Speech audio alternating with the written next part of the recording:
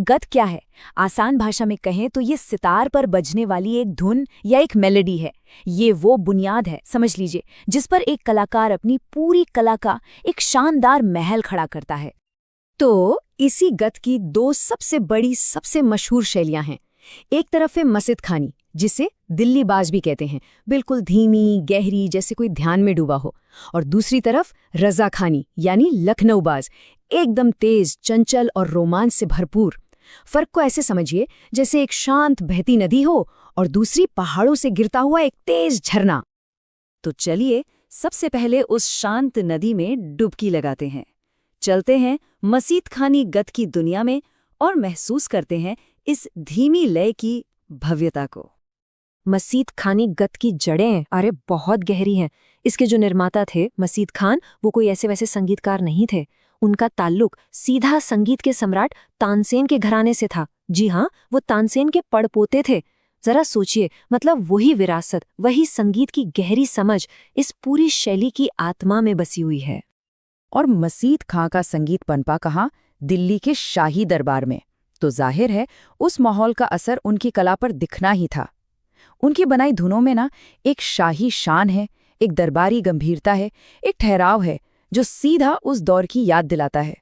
तो आखिर मसीत खानी की पहचान है क्या? देखिए, इसकी नींव रखी है ध्रुपद गायकी पर, जो संगीत का सबसे पुराना और सबसे गंभीर रूप माना जाता है। इसकी गति, जैसा हमने कहा, बहुत धीमी होती है और इसमें मींड का जो जादू है ना, कमाल का है। मतलब सुरों पर सीढ़ियों की तरह एक एक करके नहीं चढ़ना, बल्कि एक फिसलन पट्टी की तरह फिसलते हुए जाना। फिर गमक जैसे भारी अलंकारों से इसे सजाया जाता है। ये वो संगीत है जो सुनने वाले को सच में अपने अंदर झांकने पर मजबूर कर देता है। ठीक है, तो अब उस गहरी शांत नदी से बाहर निकलते हैं और रुख करते हैं उस तेज झरने की ओर। अब बात होगी द्रुत गति के रोमांच की। पेश है रजा खानी गत। और यही कहानी में एक बहुत ही दिलचस्प मोड़ आता है। पता है रजा खानी गत को बनाने वाले कौन थे? गुलाम रजा खान। और वो कोई और नहीं बल्कि मसीत खां के ही शिष्य थे। है ना कमाल की बात?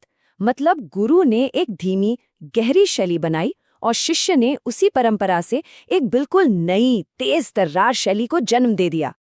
तो सवाल ये है कि गुलाम रजा खां को प्रेरणा मिली कहाँ से? देखिए, उन्होंने अपने गुरु की तरह गंभीर ध्रुपद को नहीं चुना। नहीं, उन्होंने प्रेरणा ली लखनऊ की चंचल ठुमरी और तेज तराना गायकी से। और यही वजह है कि उनकी बनाई हुई गतें तेज रफ्तार के लिए मानो बनी ही थीं। रजा खानी की तो पहचान ही है उसकी बिजली जैसी रफ्तार। इसमें कलाकार को पूरी आज़ादी मिलती है कि वो रचना के साथ खेले। चिनकारी के तारों से लय का एक ऐसा जाल बुना जाता है और फिर आखिर में आता है झाला का तूफान। सच में ये सुनने वालों में एक सिहरन पैदा कर देता है। ये पूरी तरह से ऊर्जा और रोमांच का संगीत है।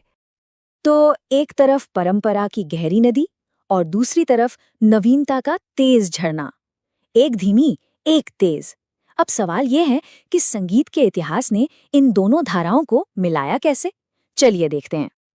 अब दोनों शैलियों का फर्क एकदम साफ साफ देखा जा सकता है। देखिए, एक तरफ है मसीत खां, जिनकी पहचान है धीमी लय और ध्रुपद से मिली गहरी प्रेरणा, और दूसरी तरफ उनके ही शिष्य गुलाम रजा खां, जिनकी पहचान है तेज लय और ठुमरी तराना की चंचलता। एक की मुख्य तकनीक है मींड गमक, तो दूसरे की झाला चिकारी। मतलब ये वाकई संगीत की दो बिल्कुल अलग अलग दुनियाएं थीं।